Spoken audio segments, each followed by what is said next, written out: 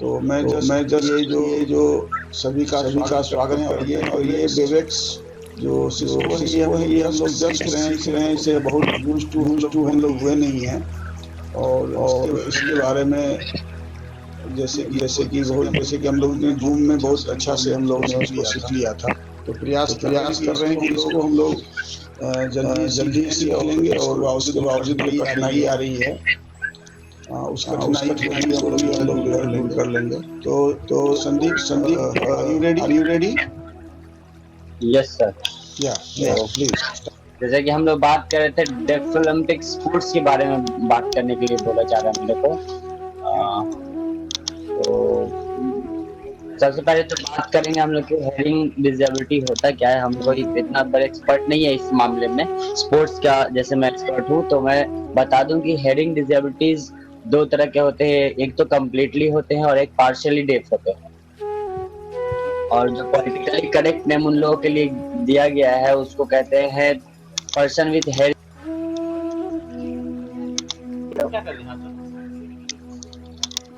गलत तरह का शब्द हो गया। जैसे कि हम लोग अगर किसी एथलीट को, स्पेशल एथलीट है तो उसको तो मेंटली रिटार्डेड नहीं हम लोग बोलते हैं, इंटेलेक्चुअल डिसेबल्ड। तो इस तरह का उन लोगों के लिए वर्ड्स हम लोग यूज करते हैं। डेफनेस जो हेयरिंग इम्पेयर्ड हो कैसे हो सकता है, या तो वो जन्मजात होता है या कोई बाद में जाके कोई बायोलॉजिकल कॉजेस हो जाता है उसके कारण हो सकता है। जैसे मेनिंजाइटिस के कारण भी ऑडिटरी सिस्टम में कुछ खराबी हो जाती है कॉक्लिया में, तो आदमी डेफ हो सकता है। डेफ पीपुल साइन लैंग्वेज का इस्तेमाल करते हैं कम्युनिकेशन के लिए। और जैसा कि स्पोर्ट्स के बारे में हम लोग बात करें तो स्पोर्ट्स में उन लोगों के रूल्स में कोई खासे चेंजेस नहीं होते हैं। बस हम लोग साइन लैंग्वेजेस का इस्तेमाल करते हैं उन लोगों के स्पोर्ट्स में, ताकि क्योंकि वो लोग सुन नहीं सकते। और तो उन लोगों को साइन लैंग्वेज के बारे में तो थोड़ा सा फैक्ट है जो मैं बता देना चाहूंगा डेफ स्पोर्ट्स के बारे में कि डेफ स्पोर्ट्स की शुरुआत कहाँ से हुई थी। और एक इंटरेस्टिंग फैक्ट है डेफ स्पोर्ट्स के बारे में कि जो दिव्यांग लोगों का जो भी गेम होता है, जितना भी स्पोर्ट्स होता है, उसमें सबसे पहले किसी चीज की शुरुआत हुई थी, किसी गेम की, तो वो हुई थी डेफ स्पोर्ट्स की। यानी जैसे पैरालंपिक्स की बात करें, स्पेशल ओलंपिक्स की बात करें, तो इससे भी पुराना डेफ स्पोर्ट्स है। डेफ ओलंपिक्स की शुरुआत जो सबसे पहला गेम हुआ था डेफ 1924 में पेरिस में हुआ था, जिसको साइलेंट गेम्स के नाम से जाना जाता था। International Committee of Sports for the Deaf ने किया था 1924 में पेरिस में पहला गेम हुआ था। फिर उसके बाद 1944 में जैसा आपको पता है कि पैरालंपिक्स 1948 में आ गया व्हील चेयर गेम्स के साथ। इसी तरह आगे चला गया और 1986 में इंटेलेक्चुअल डिसेबल्ड के लिए भी गेम आने लगे। लेकिन जो सबसे पुराना अगर हम लोग देखें तो वो सबसे पुराना जो गेम है हमारा वो है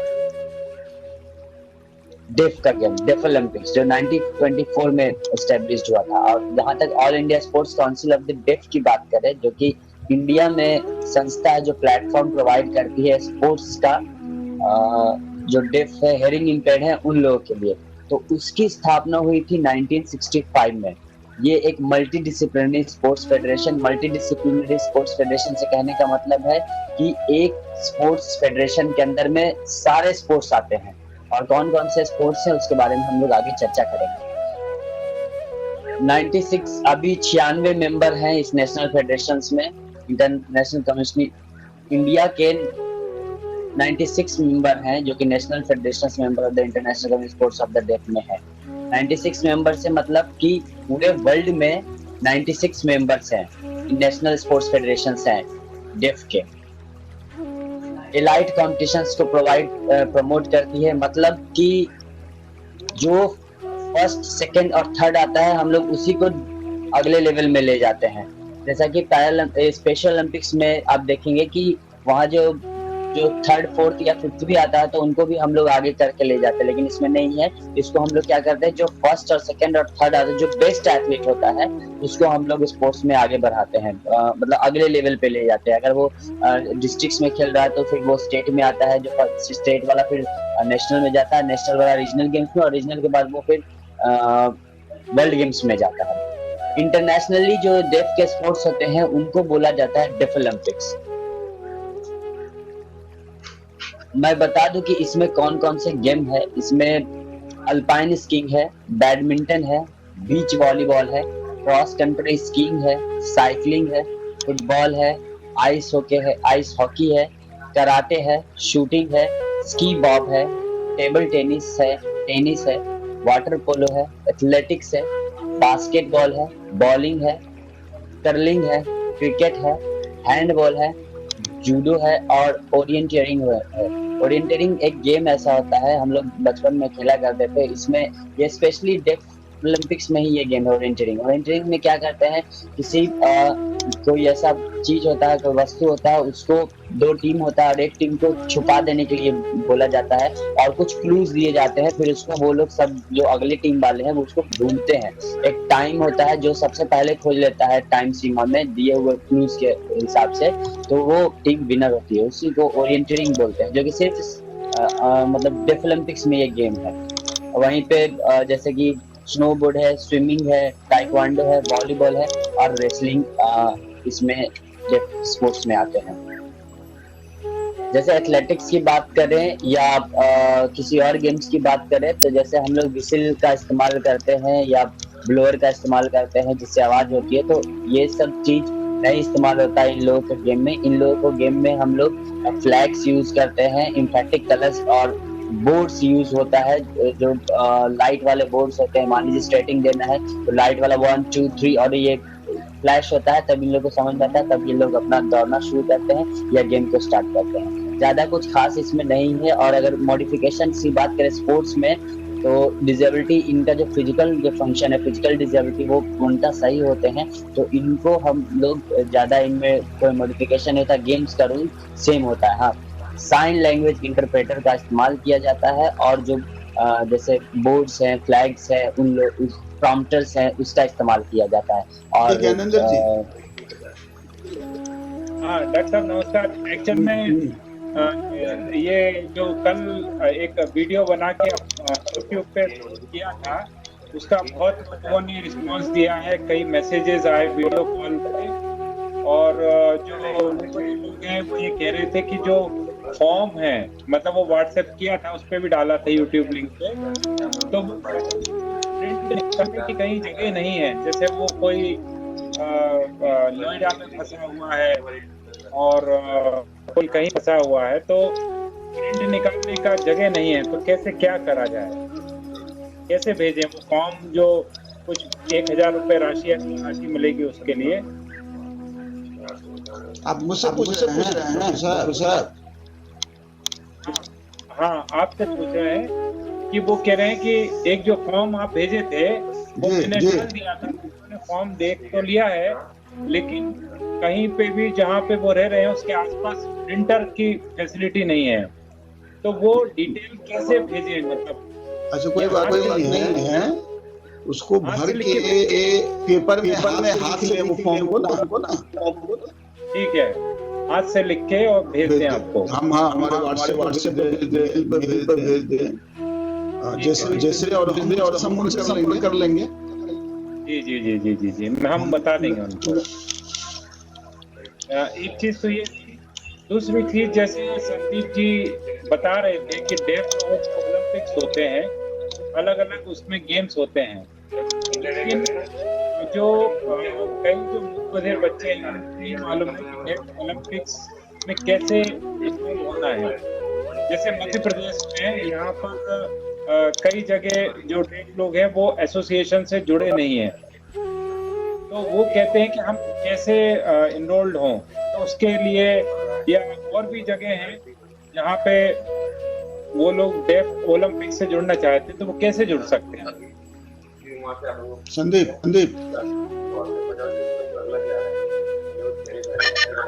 हेलो। हाँ, तो ये हर जगह, जैसे अगर बिहार की बात करें तो हम लोग का बिहार डेफ स्पोर्ट्स एसोसिएशन है, वो हम लोग से आके संपर्क कर सकते हैं, हम लोग एनरोल कर सकते हैं। और जो All India Sports Council of the Deaf है, उसके वेबसाइट पे जितने भी जैसे कंसर्न्ड स्टेट हैं उन सबका नाम और पता और मोबाइल नंबर दिया गया है, हर जिसमें वो जाके व्हाट्सएप कर सकते हैं। और मैं बता दूं कि जितने भी सेक्रेटरी हैं या जो उनमें काम करते हैं डेफ स्पोर्ट्स में, वो सब हेयरिंग इंपैक्ट ही होते हैं। तो वो उनको आप व्हाट्सएप कर सकते हैं, उनसे जाके मिल सकते हैं अगर आप स्पोर्ट्स में भाग लेना चाहते हैं। ये लोग पहले डिस्ट्रिक्ट में सिलेक्शन करते हैं, फिर स्टेट में स्टेट करवाते हैं, और फिर जाके नेशनल में उनको एथलीट्स को ले जाते हैं। जैसे अभी केरला में नेशनल्स होने वाला था मार्च में, लेकिन कोविड-19 के कारण उसको कैंसिल कर दिया गया। तो आप जाइए, वेबसाइट पे जाइए और निकालिए जो सेक्रेटरीज है डिफरेंट डिस्ट्रिक्ट्स के, उनका नंबर उनको व्हाट्सएप करिए। अच्छा, ठीक है।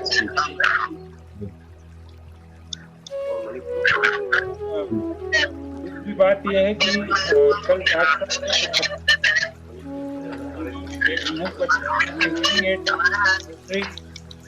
मिलेगा तो वो कैसे किया जा सकता है?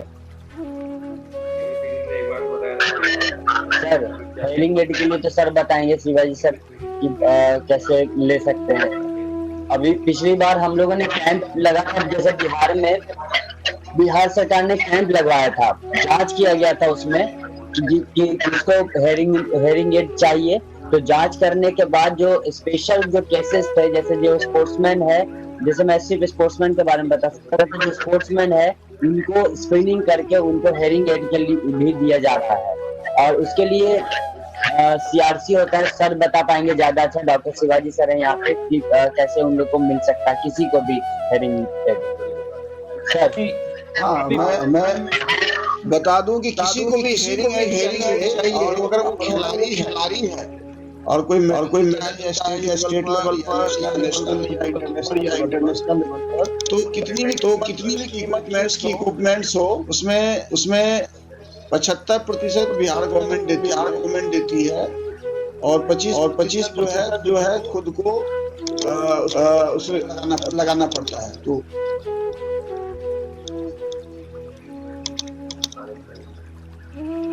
एक डॉक्टर साहब, एक और चीज आ रही है कि कई लोग जो सिटीजन्स होते हैं उनकी हियरिंग लॉस कम हो जाता है, वो लोग भी संपर्क करते हैं कि हमको भी हियरिंग एड चाहिए बहुत कंसेशनल रेट में। तो क्या उनके लिए भी कोई योजना है? फ्री है, जिसकी आमदनी 1 लाख रुपए तक है, उसको एक रुपया भी नहीं लगता है। और बाकी लोग जो है अगर कोई जैसे कि 4 लाख 5 लाख 6 लाख का कोई इक्विपमेंट्स उसको चाहिए खिलाड़ी, उस सब के लिए। बाकी छोटी मोटी तो फ्री में सबको मिल जा रही है, और 4,000 5,000 के अंदर में ही हियरिंग एड होता है। जी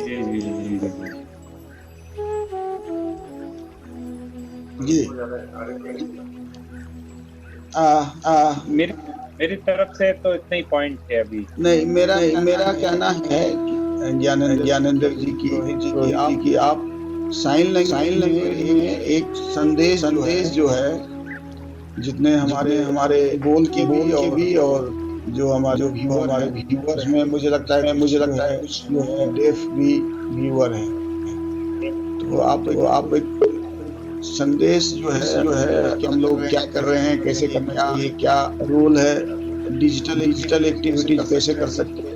कम से कम साइन लैंग्वेज में थोड़ा देर बताएं। बोलने की जरूरत नहीं, सिर्फ साइन लैंग्वेज में बताएं। जी सर, सबसे पहले तो इम्पोर्टेंट चीज है कि जो हमारे बिहार के दिव्यांग आयुक्त हैं, उनको हम बहुत धन्यवाद देना चाहते हैं कि आपकी वजह से सारे दिव्यांग जो हैं उनके लिए नए तरह की स्कीम्स आप ला रहे हैं, इनोवेटिव ढंग से काम कर रहे हैं। और जब ये कोविड-19 का जब बीमारी फैली हुई है, उस समय ऑनलाइन वीडियो कॉलिंग से आप बातचीत कर रहे हैं, प्रॉब्लम सॉल्व कर रहे हैं। दूसरी चीज को जैसे आपने बताया कि एक वीडियो कॉन्फ्रेंसिंग के माध्यम से आप ई कोड का आयोजन कर रहे हैं, जहां जब सारे कोड बंद हैं, लेकिन ऐसी स्थिति में दिव्यांग लोगों के लिए स्पेशल सुनवाई करना, कोड लगाना, ये आपकी संवेदनशीलता दर्शित करती है। तो मैं बिहार के सारे जो डेफ लोग हैं, मुकबधिर लोग हैं, उनको बताना चाहूंगा कि आपके साथ जो दिव्यांग आयुक्त हैं डॉक्टर शिवाजी कुमार जी, वो बहुत ही अच्छे सहृदय व्यक्ति हैं। आप लोगों की कोई भी दिक्कत है, राशन से संबंधित, भोजन से संबंधित, या मेडिसिन से संबंधित, या कोई सी भी प्रॉब्लम है जो अभी आप वर्तमान में सफ़र कर रहे हैं, फेस कर रहे हैं, तो आप बता सकते हैं एक चीज़। दूसरी चीज़, आप व्हाट्सएप पे भी वीडियो कॉल या मैसेंजर से, जो फेसबुक का मैसेंजर है उससे भेज सकते हैं। और कमिश्नर साहब जो हैं हमारे डॉक्टर शिवाजी कुमार जी, वो आपकी मदद करेंगे। और प्लस जो ऐसी जगह फंसे हुए हैं, जॉब में थे, घर नहीं आ पाए हैं, तो वो भी अपनी दिक्कत है वो बता सकते हैं। और कमिश्नर साहब को मैं बताना चाहूँगा कि कल एक यूट्यूब पे जो वीडियो अपलोड हुआ, पूरे इंडिया में सारे जो डेफ लोग हैं वो आपको बधाई दे रहे हैं कि आपने पहली बार ऐसा इनिशिएटिव किया है, क्योंकि इंडिया में ये पहली बार हुआ कि दिव्यांगजन के जो आयुक्त हैं उन्होंने पहली बार इस तरह से मैसेज दिया कि कोई भी प्रॉब्लम है, क्योंकि अभी सबसे इम्पोर्टेंट चीज़ है एक्सेसिबिलिटी जो है, वो मुबज्जल लोगों के लिए इम्पोर्टेंट है साइन लैंग्वेज में बताना। अभी जितने भी पॉलिटिशियंस हुए हैं, मिनिस्टर्स हैं, सीएम हैं, पीएम हैं, सारे ऑफिसेज जो काम कर रहे हैं, वहाँ पर जो एनजीओस हैं, वॉलंटियर्स हैं, वो मिलके मैसेज सर्कुलेट कर रहे हैं। लेकिन ये फर्स्ट टाइम है कि आपने सेल्फ आइडिया लगाया और इनिशिएटिव लेके ये बताया कि कोई भी दिक्कत है बताइए। तो ये बहुत अच्छा एक स्टेप है। हम आपको थैंक यू बोलना चाहेंगे इसके लिए। और बिहार के जो लोग हैं, सारे लोगों को मैं कहना चाहूँगा कि अभी अच्छा टाइम है। हमारे जो दिव्यांगजन के आयुक्त हैं वो बहुत सहृदय हैं, जो भी आपकी दिक्कतें हैं वो रखें, और कमिश्नर साहब जो हैं वो आपकी सॉल्व करेंगे सारी समस्याओं को। और बिहार के सारे डेफ लोगों को मैं कहना चाहूँगा कि अभी लॉकडाउन का पीरियड है, घर पर रहें। और एक ईश्वर द्वारा प्रदत्त एक इम्पॉर्टेंट चीज़ है कि आपके मोबाइल में आपके पास नहीं है तो आपके पिता के पास, माता के पास मोबाइल है, उसमें व्हाट्सएप पे वीडियो कॉलिंग कर सकते हैं। और यूट्यूब पे भी आप सर्च कर सकते हैं ज्ञान इंडिया चैनल जो है, जिसपे कमिश्नर साहब का वीडियो डला है। इसे बहुत सारे हम लोग सर्कुलेट कर रहे हैं। और इम्पोर्टेंट चीज़ है कि हम सब लोग भाग्यशाली हैं कि जो बिहार के दिव्यांगजन आयुक्त हैं वो इंटरनेशनली नोन है, और पूरे वर्ल्ड में कई कंट्रीज में, फॉरेन में जा चुके हैं। आपको बहुत ज़बरदस्त एक्सपोजर है डिसेबिलिटी के बारे में, तो हमारे लिए बहुत रिसोर्सफुल व्यक्ति हैं। प्लस इम्पोर्टेंट चीज़ है कि आप से आयुक्त विसर्जन है, ऐसे पूरे इंडिया में अलग अलग जो है वो लोग अभिप्रेरित होंगे आपके काम को देखकर और आगे बढ़ेंगे। और अभी वर्तमान में WHO मतलब वर्ल्ड हेल्थ ऑर्गेनाइजेशन वो लगातार ब्रीफ कर रही है कोविड-19 बीमारी है उसको लेकर। हमारे प्रधानमंत्री नरेंद्र मोदी जी वो भी टाइम टाइम पर मन की बात और स्पीचेस अलग अलग समय समय पर बता रहे हैं, समझा रहे हैं।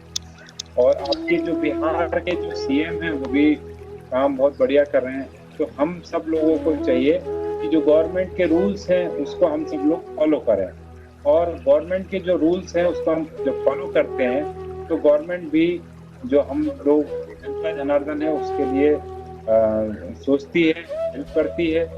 और दिक्कतें सबके साथ हैं, चाहे वो डेफ हो, नॉर्मल हो, दिव्यांग हो, किसी भी प्रकार से सबको दिक्कतें तो हैं।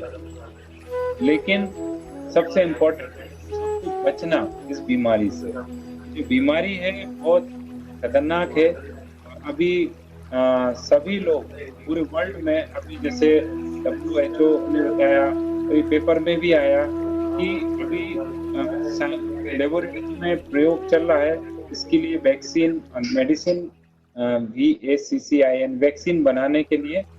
तो सकता है कि हमारे पास वो मेडिसिन जल्दी आए, लेकिन तब तक सबको हमको पेशेंस रखना है और डिप्रेस नहीं होना है। और घर पे आप सब एक्सरसाइज, अनुलोम अनुलोम, योगा भी कर सकते हैं और अलग तरह की एक्सरसाइज करें। और सबसे बड़ी चीज़ है कि घर में आप खाना बनाने का भी कर सकते हैं, साफ सफाई कर सकते हैं। और सबसे इम्पोर्टेंट चीज़ है कि अभी समय है, जो डेफ लोग हैं उन लोगों की भी साइन लैंग्वेज अलग अलग, ISL जैसे इंडियन साइन लैंग्वेज, ISLRTC जो है वीडियो बना के अपलोड किए हैं यूट्यूब पे, और वो आप सीख सकते हैं, क्योंकि इम्पोर्टेंट है हमारे डेफ, जो इंडिया के डेफ लोग की साइन लैंग्वेज की जो स्किल है वो बहुत कमज़ोर है। उनकी जो वोकैबुलरी है, बहुत सारे साइन होते हैं उनको नहीं मालूम होते हैं। तो इम्पोर्टेंट चीज़ है कि वो ISL करें साइन। और दूसरा, इस अभी यूट्यूब पे ASL भी है, अमेरिकन साइन लैंग्वेज, यदि हो सकता है इंडियन साइन लैंग्वेज में वर्ड्स नहीं है तो आप अमेरिकन साइन लैंग्वेज में भी सर्च कर सकते हैं।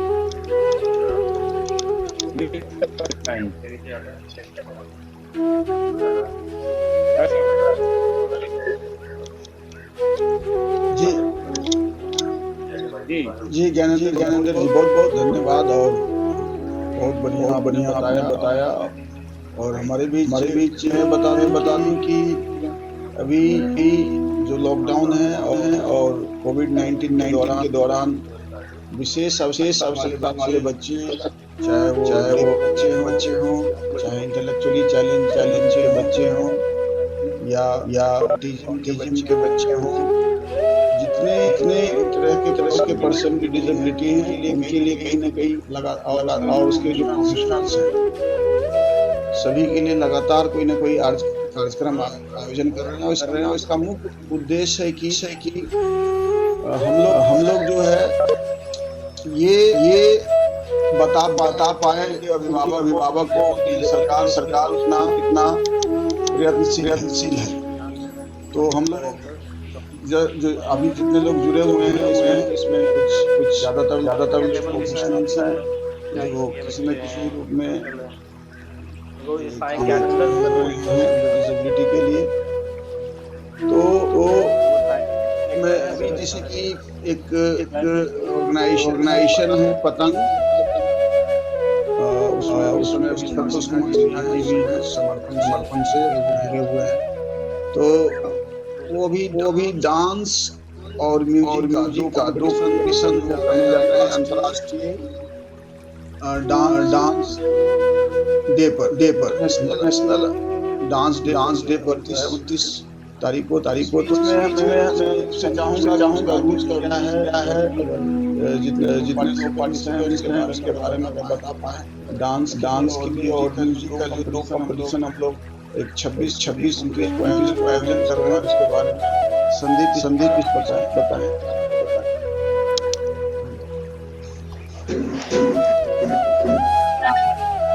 Thank you sir. जैसे कि हम लोग बता रहे हैं कि हम लोग जो डांस डे है उस पर हम लोग ये कार्यक्रम कर रहे हैं, तो उसके कुछ रूल्स हैं। 2 कार्यक्रम है हमारा। एक तो 26 अप्रैल को है, जो कि ऑनलाइन सिंगिंग कंपटीशन है। उसमें जितने भी दिव्यांग लोग हैं वो गाना गा सकते हैं और अपना 1 मिनट का वीडियो बनाकर वो हम लोग का जो व्हाट्सएप है 7991895222 पे भेज सकते हैं। मैं फिर से बता दूं, 7991895222 पे भेज सकते हैं 1 मिनट का वीडियो बनाकर। और इसका ऑनलाइन हम लोग का सेमिनार है जो कि जूम ऐप पे होगा 26 तारीख को। उस पे जो ज्यूरी होंगे वो उनका गाना सुनेंगे या हम लोग पहले से गाना सुनेंगे और इसका उनको इसमें वहीं पे रिजल्ट आएगा। दूसरा जो कार्यक्रम है वो है 29 अप्रैल को, जो कि ऑनलाइन डांस प्रतियोगिता है। तो ये इसमें ले सकते हैं, हमारे हियरिंग इम्पेयर्ड के जो बच्चे हैं वो उसमें भाग ले सकते हैं। डांस का भी 1 मिनट का वीडियो बनाना है उसमें, और वो वीडियो को 28 अप्रैल तक भेज देना है। 28 अप्रैल को वो पहुंच जाना चाहिए। जो 29 को अगर कोई आता है तो उसको हम लोग नहीं एंटरटेन करेंगे। 28 तारीख को उसी नंबर पे 7991189522 पे वीडियोस अपना भेज देंगे, उसको ज्यूरीज देखेंगे। और ऑनलाइन जो 12:30 बजे से 2 बजे तक ये जूम ऐप पे मीटिंग है, इसका लिंक भी हम लोग शेयर करेंगे आप लोगों के साथ व्हाट्सएप के माध्यम से। तो उसके लिंक को क्लिक करके जूम ऐप पे ये कंपटीशन होगा, वहाँ पे जजेस होंगे, वो उनको रिजल्ट बताएंगे, उनका परिणाम बताएंगे और उनको ई सर्टिफिकेट दिया जाएगा। बहुत बढ़िया, बहुत बढ़िया। तो संदीप, आपने बताया कि लगातार आपने अभी ड्राइंग एंड पेंटिंग का कंपटीशन भी किया था, और उसका टॉपिक था कोविड-19, कैसे बचाव करें। और मुझे भी आपने चीफ गेस्ट पैनल में रखा था, और इतनी सुंदर ड्राइंग पेंटिंग्स उन्होंने बनाया था कि अब उसको बयान नहीं कर सकता। बहुत इमोशनल हो गया था उनके इस तरह के चीज़ों को देखते हुए। तो लगातार और खासकर हमारा टॉपिक है कि जो ऑडियोलॉजिस्ट हैं, जो स्पीच थेरेपिस्ट हैं, जो साइन लैंग्वेज इंटरप्रेटर हैं, और जो रिसोर्स टीचर हैं, जो इनके लिए काम करते हैं। तो मैं चाह रहा हूँ कि सभी भी जो है इनके अपन जो उनके संपर्क में जो बच्चे हैं, उनको कम से कम किसी न किसी डिजिटल अगर आप उनके डिजिटल इंटरेस्ट में आते कि आप उनको स्पीच थेरेपी किताब लेके आया हूँ, जो मैंने किताब लिखा था, और मैं चाहना चाहूँगा कि जो भी हम लोग देखते हैं, मैंने किताब मेरा भी इसमें था गाना तोड़ कर, अगर हम लिख रहे हैं तो इसमें पिक्चर भी बन रही है, जो आप पा रहे हैं। उसमें जो हम लोग जब एक प्रयास हम लोग से बात कर रहे हैं, जो हम लोग पत्राचार करते हैं, उसमें अगर हम लिखते हैं तो उसमें एक सिंबॉलिक जो साइन लैंग्वेज तरह होता है, सिंबॉलिक, जैसे कि आज मीटिंग का कोई सिंबल डाल दें, किस विषय पे बात हो रही है, तो उस विषय पर जैसे कि आप उसके बारे में डाल सकते हैं। इस हियरिंग इम्पेयर्ड बच्चों को जो हमने आज का मीटिंग का, तो बहुत कुछ अगर इंग्लिश में या रिटन पार्ट में हमें नहीं समझ आता है, तो जो हमारे ज्ञानेंद्र जी वही साइन लैंग्वेज इंटरप्रेट कर रहे हैं। तो इस तरह प्रयास होने से क्या होगा कि जो लोग हैं सभी लोग पार्टिसिपेट कर सकते हैं, और सभी लोग अगर पार्टिसिपेट कर रहे हैं जो है कोई प्रोग्राम सफल होगा। और इसका मुख्य उद्देश्य है कि सभी को साथ ले, आप सभी को साथ लेकर ही कर सकते हैं। तो इसमें परसेंटेज अगर आप साथ ले रहे हैं, तो जरूरी है कि उनको भी आप साथ में लें, और उनकी जो समस्याएं हैं उनको भागीदारी बनाएं। तो मेरा प्रयास है, बीइंग स्टेट कमिश्नर डिसेबिलिटी की 21 प्रकार की दिव्यांगजन हैं, सभी दिव्यांगजनों को हम लोग साथ में लेकर चले। कोई उनको ये ना लगे कि वो जो है एक्सक्लूड है, वो बाहर है।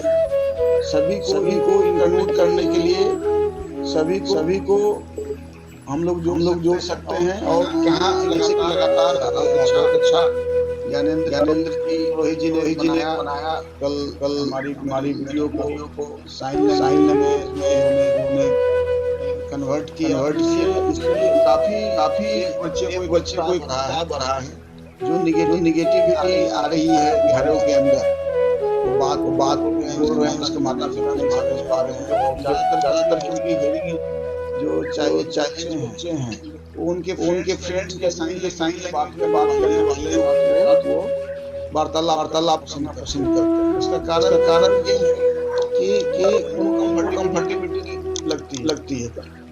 कंफर्ट तभी होंगे जब उनकी बात समझने में, जैसे कि हमारे मैं देख रहा था कि वो जो वीडियो को रात ही करीब 1,000 से ज्यादा लोगों ने व्यू किया है।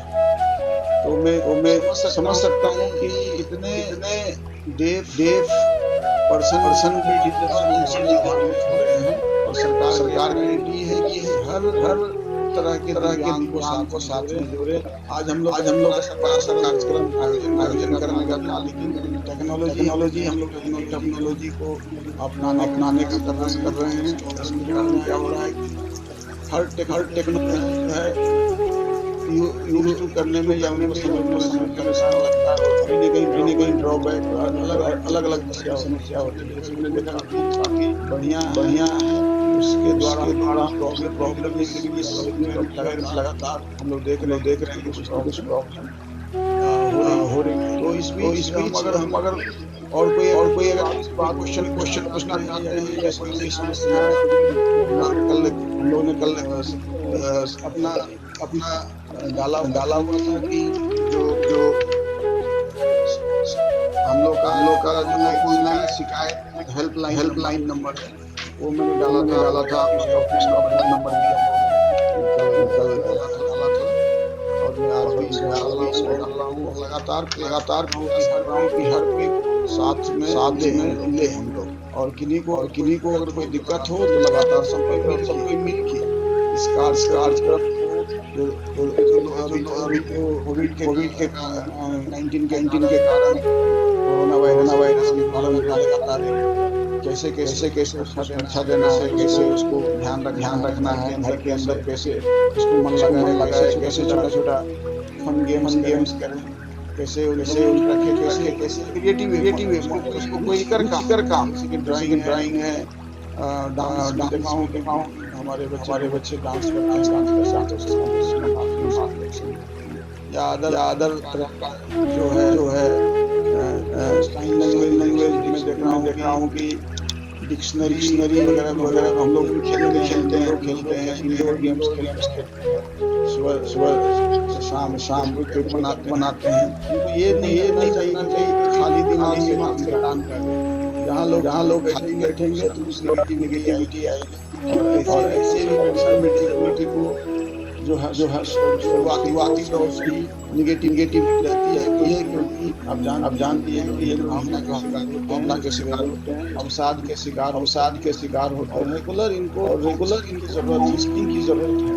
तो काउंसलिंग करने वाले जब तक उनकी बात को नहीं समझे कैसे काउंसलिंग करें। Children with autism spectrum disorder, और उनको अगर उनकी बातों से क्या प्रॉब्लम है, दर्द है, क्यों इरिटेट होता है, वो नहीं बता पाते। उसी तरह जो है बौद्धिक दिव्यांग से डाउन सिंड्रोम में मंद बुद्धि के हैं, और वो घर बैठे क्या प्रॉब्लम किस तरह क्या समस्या हो जाए, क्या हो रहा है, ऐसे अपनी कम्युनिकेट करें। तो उस कम्युनिकेट करने के लिए क्या हम लोग जो इसका माध्यम सकते हैं, सिंबॉलिक माध्यम आजकल व्हाट्सएप पर या साइन के माध्यम साइन सिखा डायरेक्ट जाने का कैसा साइन हो, हमें अच्छा छोटे जो साइन को जैसे हमने किताब में पूछा है कि जो चीज हम चर्चा करें उसका रिटेन पार्ट जो है सिंबॉलिक उसके बारे में कार्टून की तरह हम लोग उनके बारे में बता सकें, जिससे कि होता है कि उसके बारे में भी अगर आप बता पाएंगे तो लोगों को लगेगा हम उनके पार्टी के साथ हम पेरेंट्स, उसके भाई बहन, रिसोर्स टीचर, प्रोफेशनल्स, गवर्नमेंट सभी को आना होगा। जो रिहैब प्रोफेशनल जो स्पीच थेरेपिस्ट हैं, जो आपके साइन लैंग्वेज इंटरप्रेटर हैं, और जो लॉजिस्ट हैं, तो सभी कोई एचएलएस हुए हैं। बहुत सारे बच्चे का जो हियरिंग प्रॉब्लम आपका हेडिंग काम नहीं कर पा रहा है।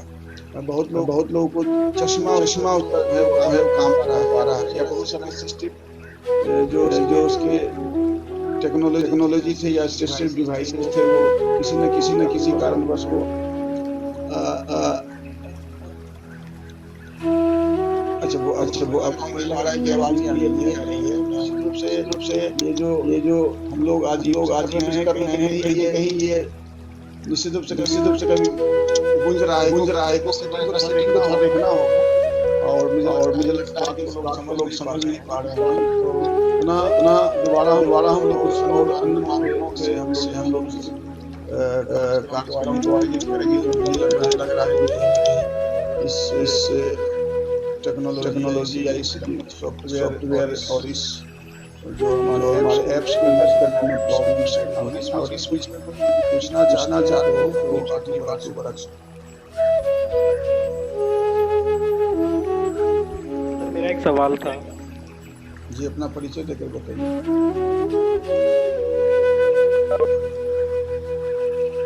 हेलो जी अपना परिचय देकर बताइए। लाल बहादुर सर, सभी को सबसे पहले प्रणाम। लाल बहादुर ब्लॉक से, औरंगाबाद से। सर मेरा एक सवाल ये था कि जो कंपटीशन में कोई भी बच्चा भाग ले सकता है क्या? कोई भी डिसेबल बच्चा भाग ले सकता है क्या? दूसरा इसमें जोड़ना चाहूँगा सवाल में कि क्या इसमें कोई एज बाउंडेशन है? नहीं, इसमें कोई भी एज बाउंडेशन नहीं है और कोई भी भाग ले सकता है। इस प्रकार का दिव्यांग, जो दिव्यांग नहीं भी है वो भी भाग ले सकते हैं।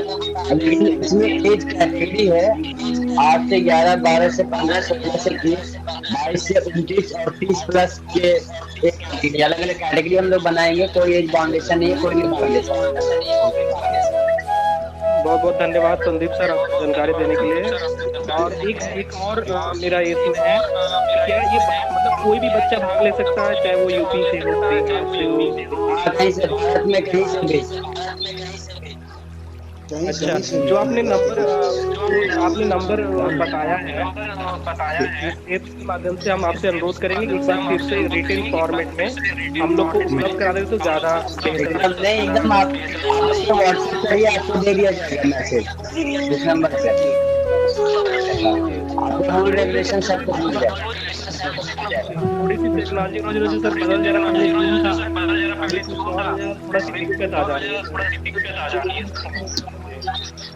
थैंक यू सर समय देने के लिए मुझे।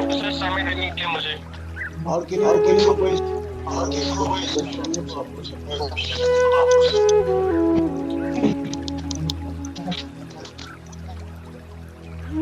चलिए लगता है कि हम लोग समय यही बजे तक है, और कार्यक्रम को सभी को हम लोग धन्यवाद देते हैं इस कार्यक्रम और उम्मीद करते हैं कि फिर लोग हम लोग दूसरे दिन किसी और लेकर और सभी डिसेबल के उनके प्रोफेशनल या उनके साथ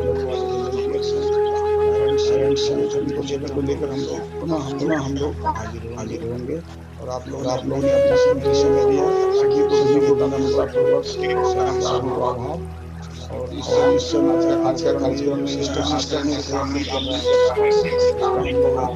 रिमेडी लेंगे और इसलिए सब बहुत बहुत धन्यवाद sir, thank you very much sir.